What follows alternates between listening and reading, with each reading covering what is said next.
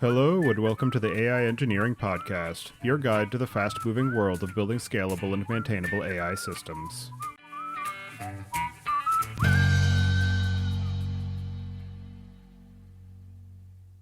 Unlock the full potential of your AI workloads with a seamless and composable data infrastructure. Bruin is an open-source framework that streamlines integration from the command line, allowing you to focus on what matters most, building intelligent systems. Write Python code for your business logic and let Bruin handle the heavy lifting of data movement, lineage tracking, data quality monitoring, and governance enforcement. With native support for ML and AI workloads, Bruin empowers data teams to deliver faster, more reliable, and scalable AI solutions.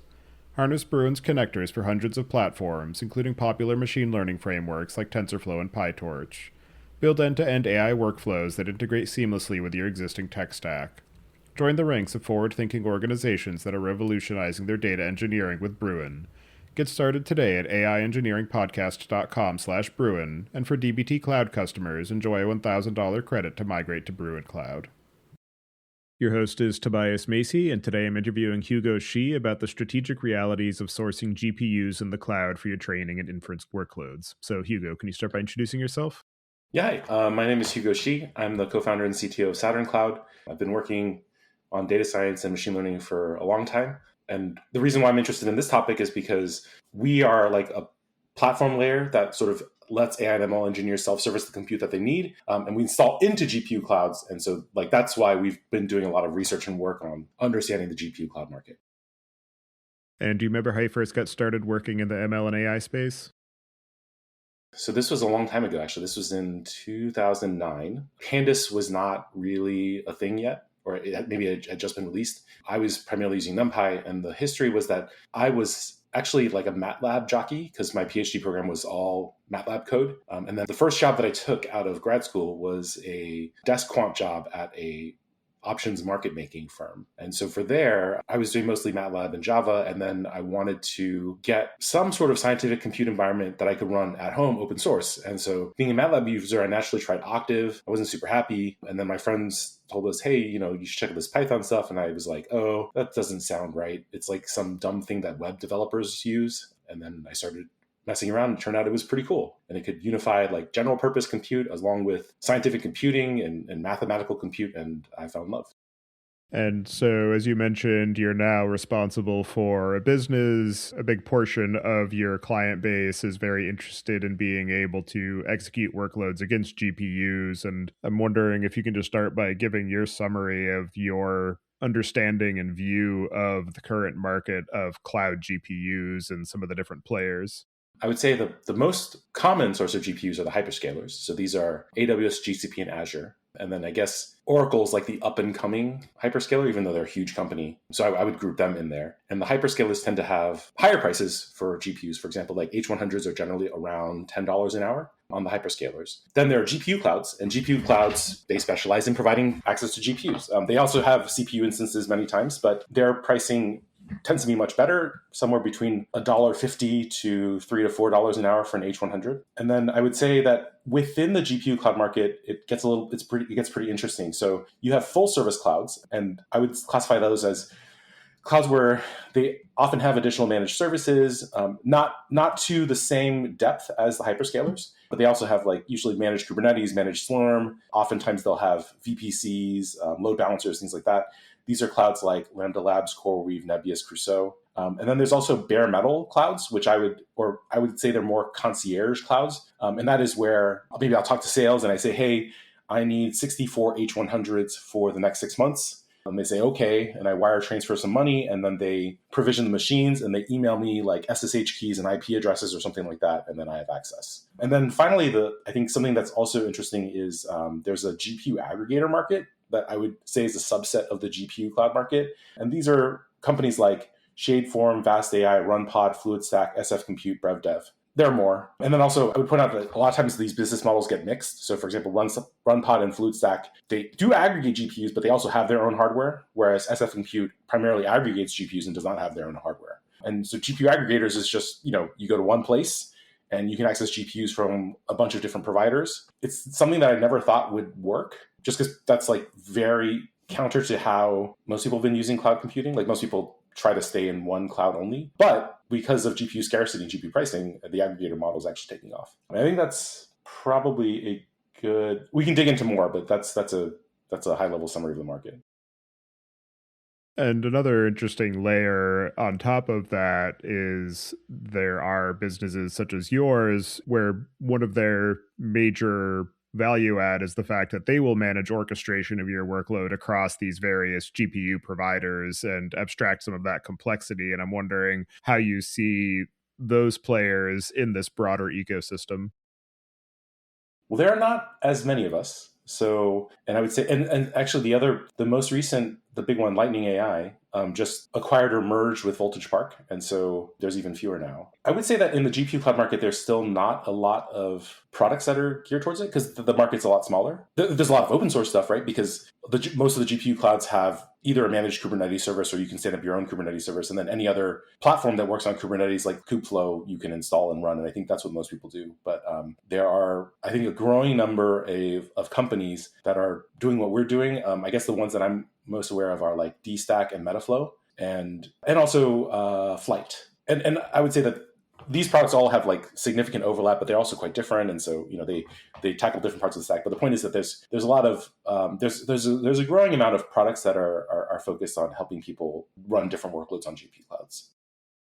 Another one that I'm aware of, just because I had them on my podcast somewhat recently, is a company, I think they're called Aria AI. But again, with many of these providers, they're not necessarily concerned with managing the access to GPUs as the core primitive that they're exposing. They're interested in getting you onboarded to their model of how to actually create and manage those workflows. And so you're going to be abstracting on top of whatever APIs or primitives that they're going to expose versus just saying, here's some raw compute, have at it.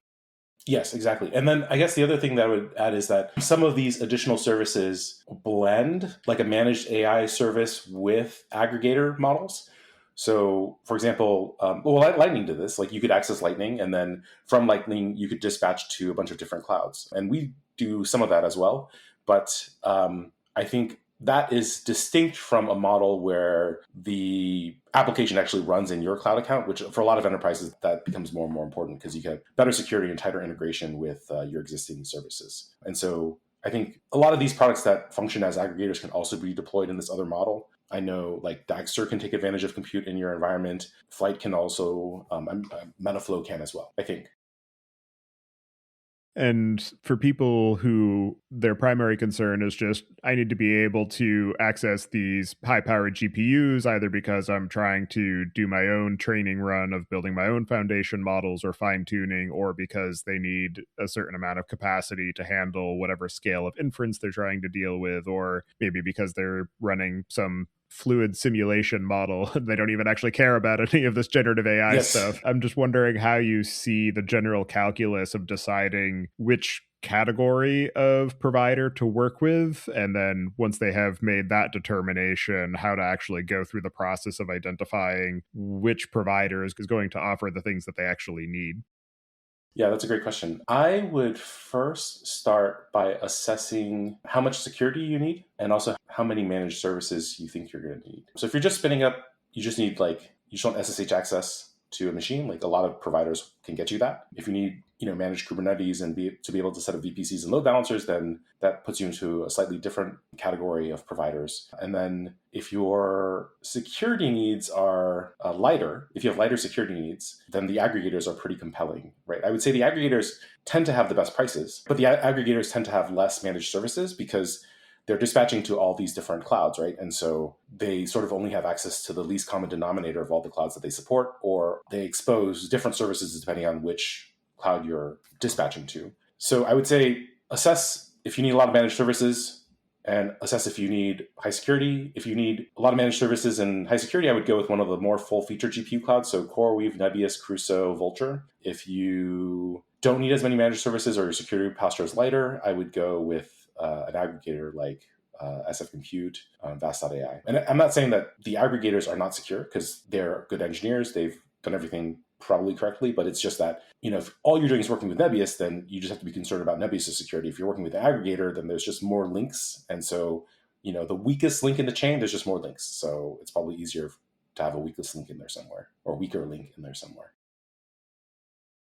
To the point of the managed services and the amount of feature set available, that can definitely be a very strong differentiator for some of these different clouds, where Yes. AWS and GCP, obviously they've been around for a long time. They've established a lot of reputation. They've invested substantial capital and engineering hours in actually building out these various components that are superimposed on top of the core primitives of, I just need a way to execute an instruction set on a CPU and have some means of storage and random access. And for some of these more bare bones providers where it's just, hey, I've got a server rack with dozens of H100s, have at it. I'm just wondering how that factors into some of the effort involved in being able to actually take advantage of the compute, and like how much the feature set trade-off versus I can save 50 or 150% on the actual compute costs. Like, what do you see as being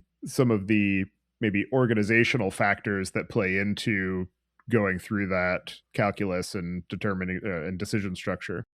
Yeah, I would say, ultimately, it's just going to come down to how many GPUs you need, how much you think you're going to save, and then whether that's worth it in terms of the additional work that you're going to have. But I do think it's interesting to talk about the different services that GPU clouds provide, because they tend to be different than what the hyperscalers provide. So at its core, every GPU cloud provides like machines with GPUs, right? That's their job. I would say the next tier of service is that many of them will have a way to give you a Kubernetes cluster or a Slurm cluster. And then I would say on top of that, the next tier is storage. So, not all GPU clouds have storage, or they may just have storage on the machine, but it's just on the machine. Like, you can't attach it to other machines. Like, it's just the ephemeral storage that's on the node that you're on. But a lot of GPU cloud providers have their own like block storage service. They have their own NFS or shared file system storage, and they have their own object storage. I think a growing trend is that a lot of these clouds are using providers like Vast Data and Weka. And I just want to clarify, because there's Vast Data, which is a data platform, and then there's Vast.ai, which is a GPU aggregator. So different companies do different things, similar names.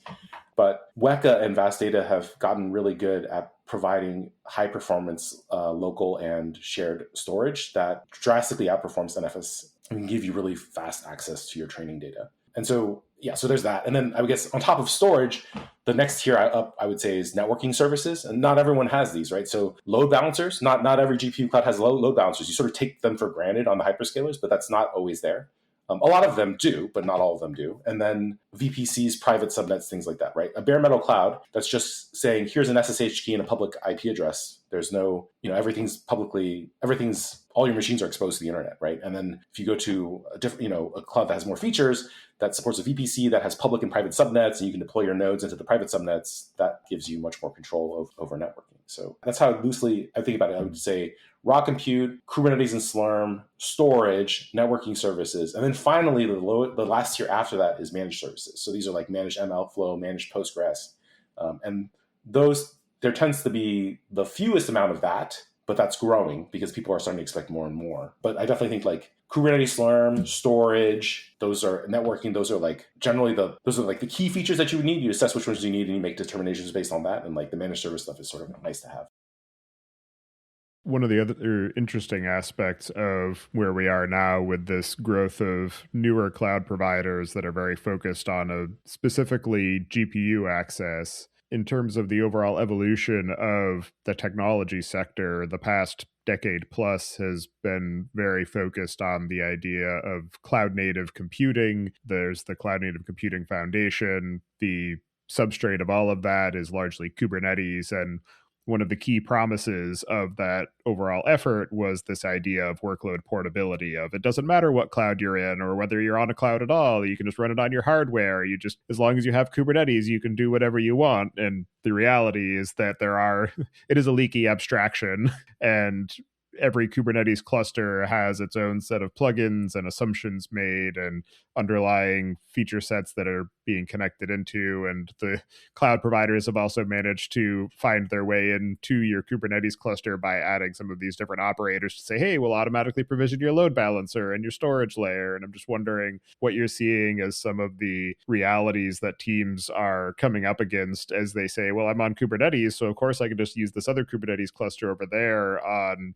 Lambda or whatever it might be. And then they start trying to actually deploy their workloads and run into some of those sharp edges, and just wondering how teams are starting to come to grips with some of those realities and either say, oh, well, I'm only going to run this one specific workload, and then tailor their deployments to that reality, or just some of the ways that teams are thinking about what workloads to move and how to think about making them actually portable, particularly if they're just chasing the bottom dollar or the cheapest cost for any given provider.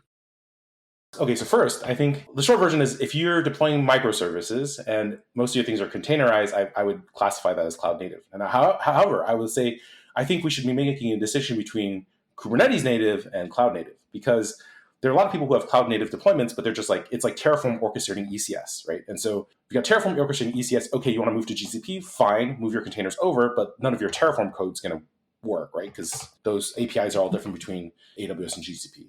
So I would say I understand the promise of cloud native being very portable. I think if you're just like using Terraform to use ECS, it's not as portable. Like in some ways, just deploying to an EC2 instance is more portable because you can just deploy the same instance on GCP. Kubernetes native, however, I think that's very interesting, right? So if you're doing Kubernetes native stuff, and then the question is like, do your containers make use of cloud APIs or not, right? So if you're using ECR and if you're using S3, then you have to make sure that when you go to another cloud, you can either deploy those services or they have them out of the box. And so, but I think from a K8s native perspective, this is much easier, right? Because at least then your code isn't changed. The YAML manifest and the Helm charts that you're deploying will still work on all the clouds that you're deploying to.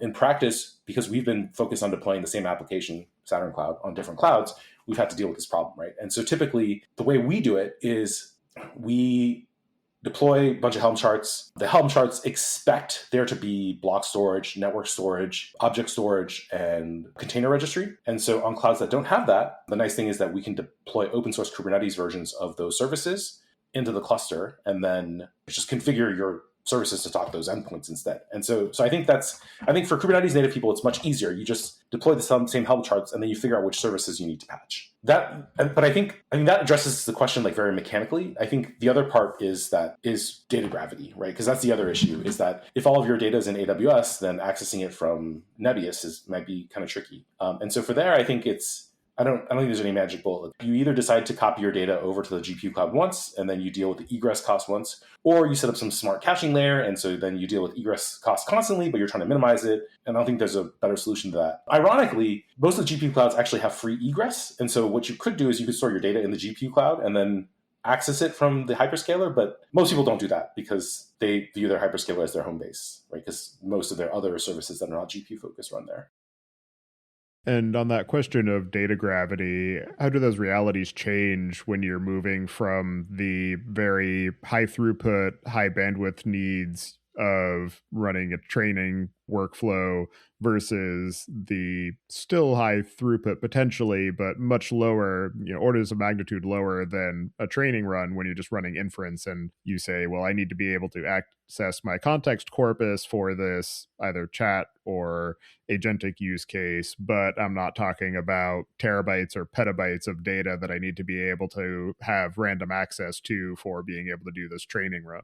Right. So that brings up another feasible pattern, which is I think what you're alluding to is like let me take a step back. So training workloads are generally much more integrated into your company, as in they're going to touch more pieces of data. They're going to call more of your APIs. They're going to access a lot more stuff that is sensitive, right? Whereas the inference, you can just deploy a public endpoint. Maybe it has to, call out to some of your API services to get some additional context, but you're generally okay with those things running on the private internet. So another strategy is like you could keep your training workloads in the hyperscaler, and then you could move your inference workloads to the GPU clouds. Of course, that depends on where most of your spend is, right? So, and I don't think it's always, training workloads are more expensive, but you don't do as many of them. Inference workloads are cheaper, but you do a lot of them. So, that trade-off depends on your company. I think most companies spend more on inference now. And I think that's mirrored by the fact that many of the GPU clouds also deploy manage inference services, right? Because they see that trend. They know that it's easier to move inference workloads to them. So like Crusoe and Nebius and many other providers have their own dedicated inference services now where you can deploy your models.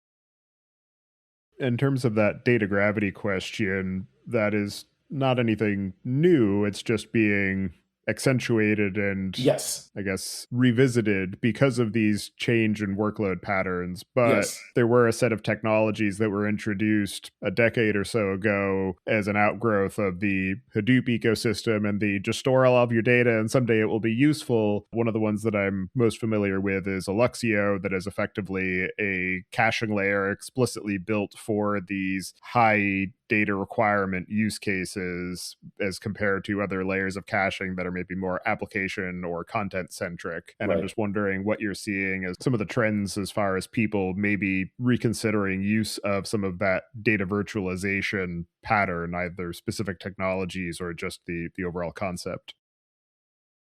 I'm trying to think if I am aware of any useful patterns. We see a lot of stuff, but I don't know if there's any clear patterns on that side. Yeah, I don't think I have anything to say about like useful common patterns. I think there's a lot of different use cases, but I don't think the patterns have really emerged yet, other than either you copy once or you continuously copy. So other than that, I haven't seen anything more sophisticated that's becoming a clear pattern. Right? Other people are definitely implementing more sophisticated things, but those are usually tailored to their specific use cases. I'm not seeing more general trends yet. Yeah, interestingly, I haven't visited the Alluxio page for some time, but when I look at it right now, one of their first pieces of content that they're surfacing is make multi-GPU cloud AI a reality. Yes, it makes sense. It makes sense. And the other aspect of the overall economy of GPUs is that particularly in the 2020 through maybe 2023 or 2024 timeframe, there was a dramatic shortage of availability of these GPUs as an outgrowth of the supply chain impacts from COVID, et cetera, as well as the rampant growth of AI use cases and all of the different cloud providers trying to buy up all of the inventory. And I'm just curious what you're seeing now, both as some of those supply chain restrictions have eased, as well as successive generations of sufficiently powerful GPUs have been released, and just some of the ways that that changes some of the economics as well as some of the demand for either a specific GPU model versus just something that has at least this type of capacity. Okay, so the GPU scarcity is still real. It is less severe than it was before, but we still have capacity issues. On the hyperscalers, it's still hard to get the top tier GPUs. Even on the GPU clouds, sometimes they don't have on-demand capacity depending on what region you're trying to deploy into. I think the interesting trend around GPU clouds is that most of the demand, or most of the reserved demand, and I'll talk about what I mean by that, gets funneled towards the top tier GPUs. And so, for example, like when GB300 is widely available, everyone wants GB300 because it's the latest and greatest. And what that means is that when people's contracts expire, they want to, if possible, roll over to the latest generation of GPUs, which means that suddenly you have much more on-demand capacity for the previous generations of GPUs. And so that's starting to happen. There's much more on-demand access for H100s now than there were before. H100s are still not like super easy to get, but they're a lot easier now. And so I think that is going to become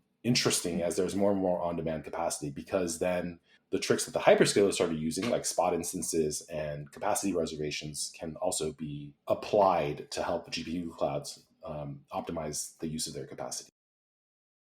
The other aspect that I think is factoring into some of the demand side question is the growth of competition, both from AMD as a major player, with companies like Meta being one of their major providers, as well as their continued investment in the ROCm stack to act as a competition against the lock-in of CUDA, but also looking at some of the ASICs and the specific inference chips such as AWS Trainium, the Tensor cores that Google is investing in, and just it makes it a much more complicated market as far as differentiating between GPUs versus inference compute. And there's some overlap, but they're not necessarily exactly the same. And I'm just wondering how you're seeing people try to navigate some of those questions as well.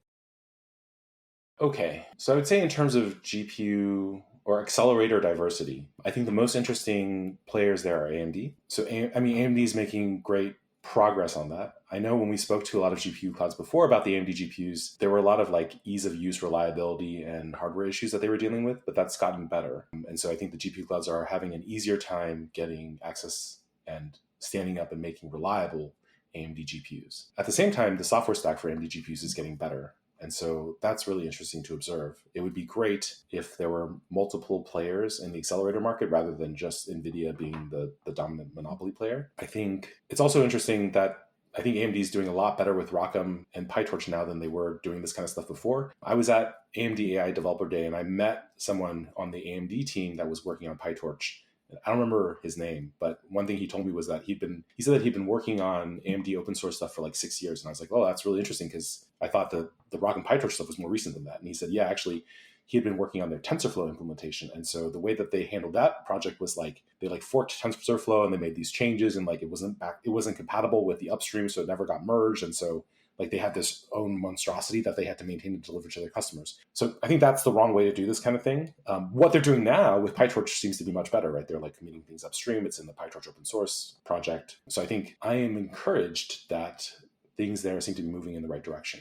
On the subject of hyperscaler chips, I don't really have a lot of data on this, but my personal bias is that I'm not optimistic about those just because I think people are already like hesitant about cloud vendor lock-in. If you're using their silicon, like, okay, like you just, that's way far. And then also like, just if you look at how much work AMD has to do to get all the open source stuff working well, hyperscalers could definitely do that. But like, I just don't see them putting in that level of work yet to get all of that stuff running smoothly. But we don't support like TPUs. So this is like stuff that I've heard about, but I don't have hands-on experience with TPUs.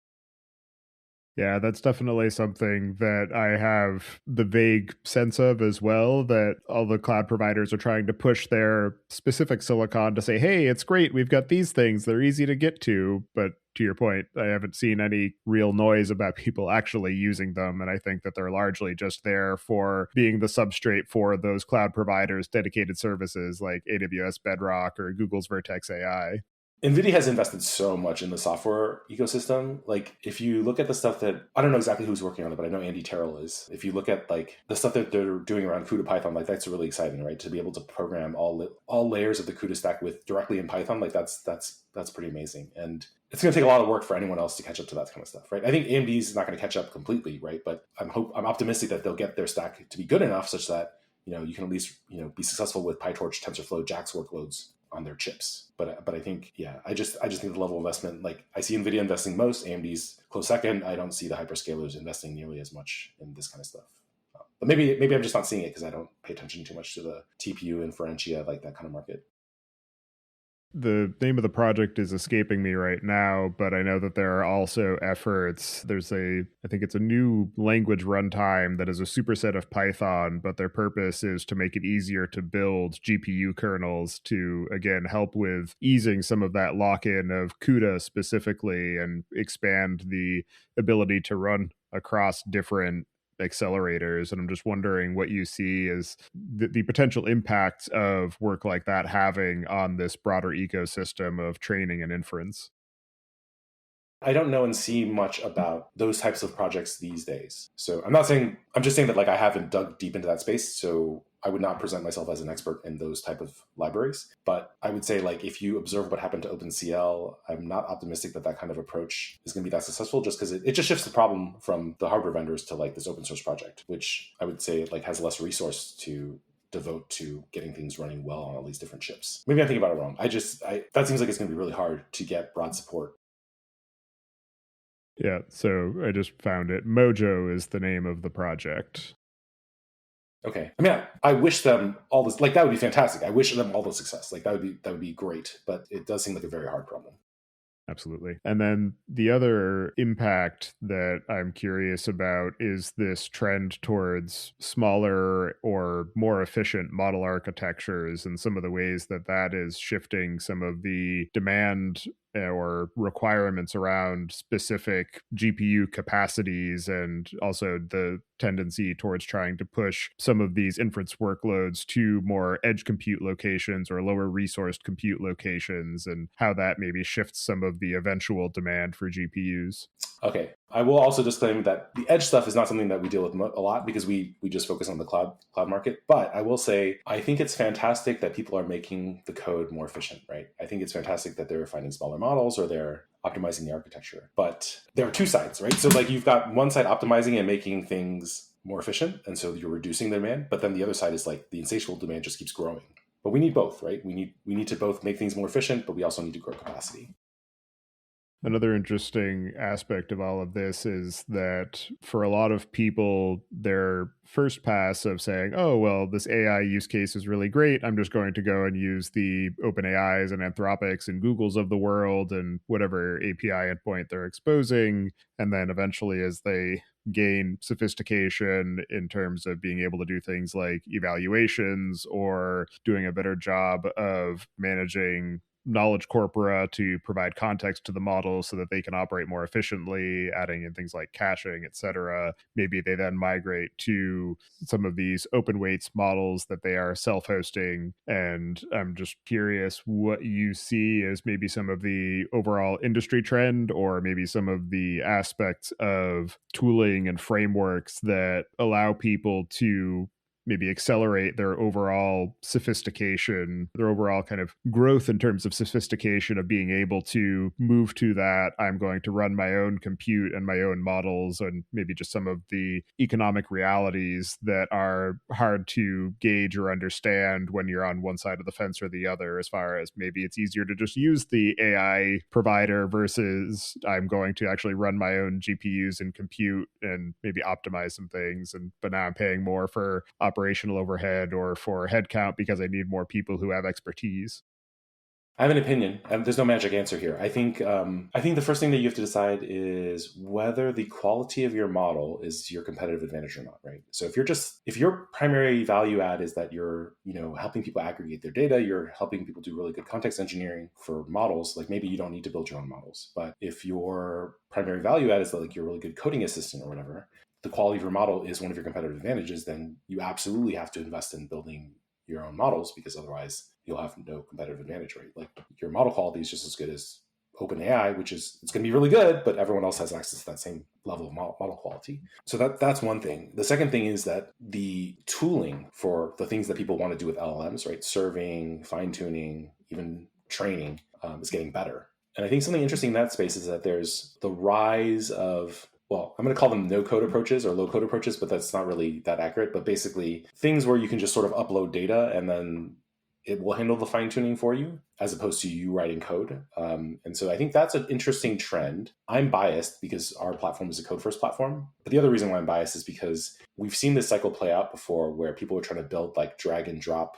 data science environments. And I think when you're dealing with something as messy as data, UIs are not going to be the right way to program that, I don't think, right? And so that's why I still think that the code-first approaches are going to be what's winning, at least for a long time. That idea of upload to fine tune your model also brings back some of the 5 or 10 years ago trends of auto ML, of being able to say, give me your spreadsheet, I will generate your predictive model for you using random forest or linear regression or whichever model of choice you want to use. And also, the name of the project is escaping me, but one of the projects that came out of Uber that was very focused on that auto ML, but for deep learning, of being able to try different neural architectures and then be able to generate a model for you based on your data sets. And I'm just wondering what you're seeing, particularly as somebody who is in that provider path. What do you see as the predominant use of these accelerators? Is it generative AI training and inference because that's what everybody's talking about right now? Or are the realities much more nuanced and people are still relying very much on those random forest, linear regression, as well as being able to build their own deep learning models for certain predictive use cases, and that it's actually a very much a long tail where generative AI and large language models are just stealing the oxygen from the room? Oh, so right. So first of all, I do not think that traditional machine learning is dead. Like People are still using XGBoost, Random Forest. Those are still better at doing what they're doing than large language models would be, because XGBoost will generate a prediction in way lower latency with way fewer computational resources than a large language model, and also probably be more accurate for the use case that you're using XGBoost for. So it doesn't make sense for those things to go away. They're still going to be done. Maybe they're not as interesting now, because if you're thinking about compute spend, way more compute spend is going to generative AI, because generative AI workloads are way more expensive than traditional machine learning workloads. But yeah, I do think that AI is sucking the oxygen out of the room a little bit, right? Like AI makes everyone think that traditional machine learning isn't being done anymore, and everyone's just building language models to do everything. It's not true. Yeah, just wondering, you largely answered the question, which was basically just, is it actually all AI because that's all everybody's talking about, or is the reality a little bit more messy and nuanced, and it's just that AI is having an outsized impact on the conversation, and to your point, the actual compute spend because it's more expensive versus the level of value and utility that is being produced across the board from these different techniques?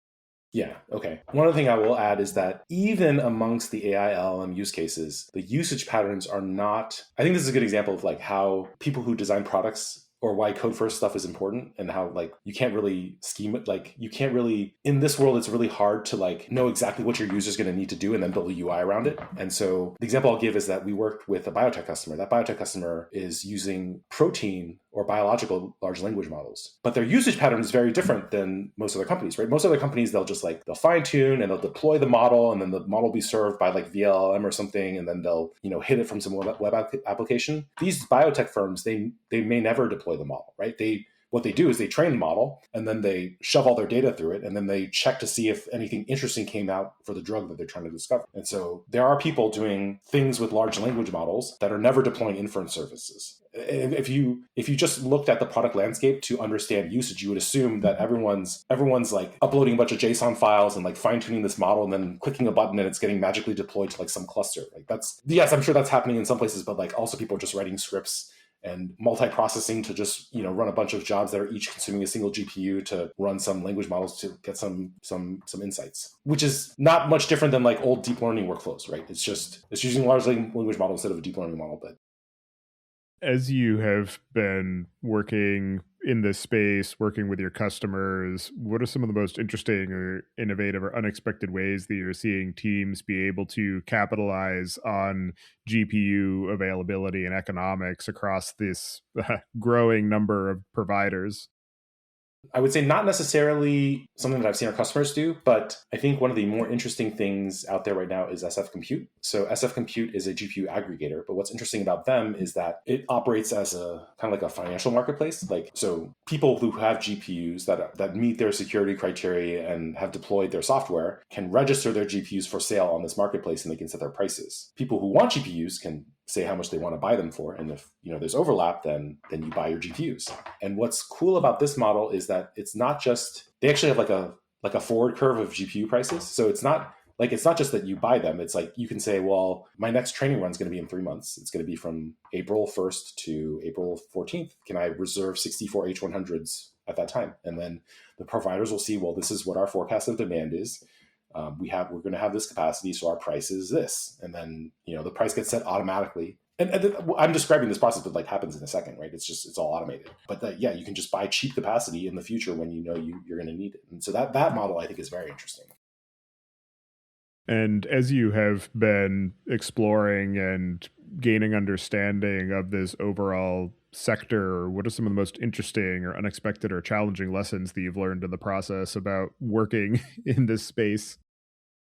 I don't know if this is, for me, I think the most surprising thing was how much variance there was in GPU providers. Because if you're coming from a world where you're used to working with AWS, GCP, and Azure, it's like, okay, AWS, GCP, and Azure, they're pretty different, right? AWS is much harder to use. GCP people think is the easiest to use. It's got the nicest UI, but they all pretty much have the same services. So like whether the managed service I need exists or not is not something that you ever think about, because whatever hyperscaler you move to, they all have the same managed services. They all have like an analytics database, a BigQuery, Redshift, or Postgres managed.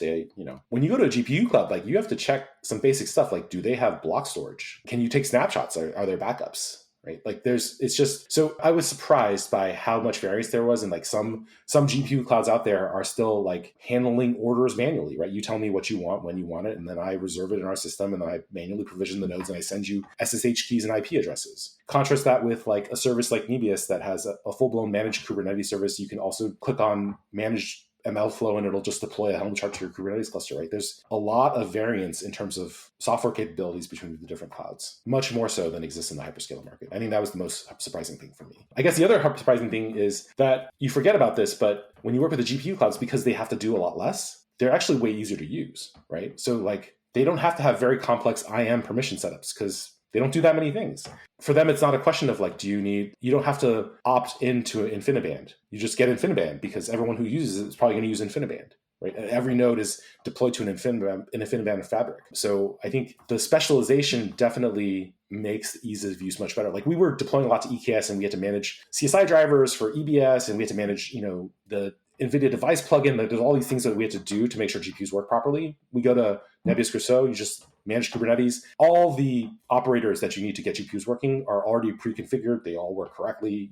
There's no tweaking. It just all works. And so, and they can do that because that's their primary use case, right? So anyone who's using that cluster is going to want to use those services. Whereas if you're using EKS, like you may never need GPUs. So I think that's something that I understood intuitively, like that the GPU clouds would be able to make things easier, but like actually experiencing it was very surprising. I was surprised by how much less work there was.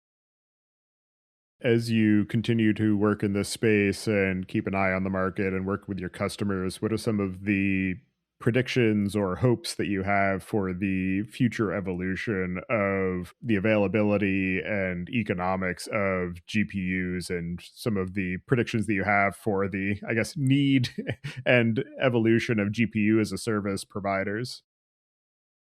I definitely think there's going to be more on-demand capacity, right? The thing that I said about H100s being more available on demand because everyone's rolling over to like GB300s or whatever, that's definitely a thing. And so I think it'll be very interesting. I'm excited to see how that plays out in terms of the availability of capacity reservations and spot prices on more of these GPU clouds. That's the first thing. The second thing I would say is, in terms of trends, I think more and more GPU clouds are going to become more and more full service. They're going to look more and more like the hyperscalers. And so CoreWeave acquired Weights and Biases. DigitalOcean acquired Paperspace. And recently, Lightning AI just merged with Voltage Park. We're seeing this because I think the GPU clouds recognize that they have to move up the stack and not just provide raw compute. They have to provide a good developer experience for using the GPUs. And so I think that trend is going to continue. And then the last thing that I would say is that there's going to be consolidation, right? Because there's, I don't know how many GPU clouds, there's like 20 or 30 or 100, depending on how you count them. And so that it just doesn't make sense to have that many, right? And so there's going to be mergers and consolidation. Some of them are going to go out of business. But that also means that the ones that survive are going to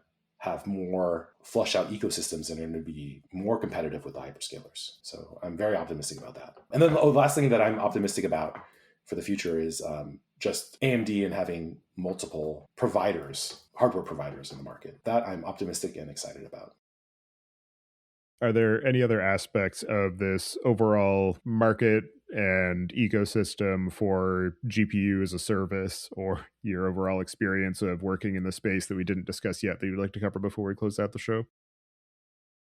I think most people operate in a world where, I think this is true, but basically like onboarding a new vendor is difficult. Onboarding a new GPU cloud or a new cloud period is even more difficult because people understand that clouds, once you like, a cloud is like a very long-term relationship, right? Like you start to use their APIs, it gets very tied in with your company. And so there's a lot of, onboarding a new cloud is not an easy thing. I will say though, that as the GPU clouds get more and more mature, that's becoming easier and easier, right? A lot of them now have SOC 2, ISO 27001. I get the number slightly wrong each time I say that. And many of them even have HIPAA. So, it used to be that getting security review for your GPU cloud, like that was, now it's reasonable. Like you could actually make the case at your company. I'm not saying that ITsec is going to be like, oh, that's fantastic, let's onboard a new cloud. But you can at least make the case and you can get there. All right. Well, for anybody who wants to get in touch with you and follow along with the work that you and your team are doing, I'll have you add your preferred contact information to the show notes. And as the final question, I'd like to get your perspective on what you see as being the biggest gaps in the tooling, technology, or human training that's available for AI systems today. Okay, so my viewpoint's going to be biased because I'm so much on the infrastructure side, right? I'm not saying that there's other things like on the PyTorch side, or maybe JAX is better than PyTorch, like that kind of stuff. Monolith architecture stuff, I think there's tons of stuff there, but I'm much more exposed to the infrastructure side. And I would say there's a lot of interesting work being done now around infrastructure reliability, because generally, like if you have a cluster of CPU machines, you're running them hard, but when you're running a GPU cluster, you're running them like really hard. Like they're operating at super high temperatures. You've optimized to max them out to 100% whenever you can, right? You're optimizing your data loading patterns so that they're always saturated, they're always computing all the time. And as a result, GPUs fail a lot more. And so there are some projects out there that are focused on like automatically relocating workloads when hardware fails. There's another project that I've heard of from a company called System Stack that they actually have a application you can deploy that will sort of monitor node health, and instead of just migrating workload, it will actually like try to repair the node for the most common failure conditions that it's aware of. And so I think that kind of stuff to make these long runs more reliable, I think that's the trend. That's the interesting trend that I'm seeing right now. All right. Well, thank you very much for taking the time today and shedding some light on this overall ecosystem and the economics and realities of it. It's definitely something that I have been tangentially aware of, but certainly haven't explored to the depth that you have. So I appreciate you taking the time to share some of your lessons learned and insights from that. And I hope you enjoy the rest of your day. Oh, yeah. Thank you so much. And thanks for having me. It was a really fun conversation. Thank you for listening. Don't forget to check out our other shows. The Data Engineering Podcast covers the latest on modern data management, and Podcast.init covers the Python language, its community, and the innovative ways it is being used. Visit the site to subscribe to the show, sign up for the mailing list, and read the show notes. And if you've learned something or tried out a project from the show, then tell us about it. Email hosts at aiengineeringpodcast.com with your story.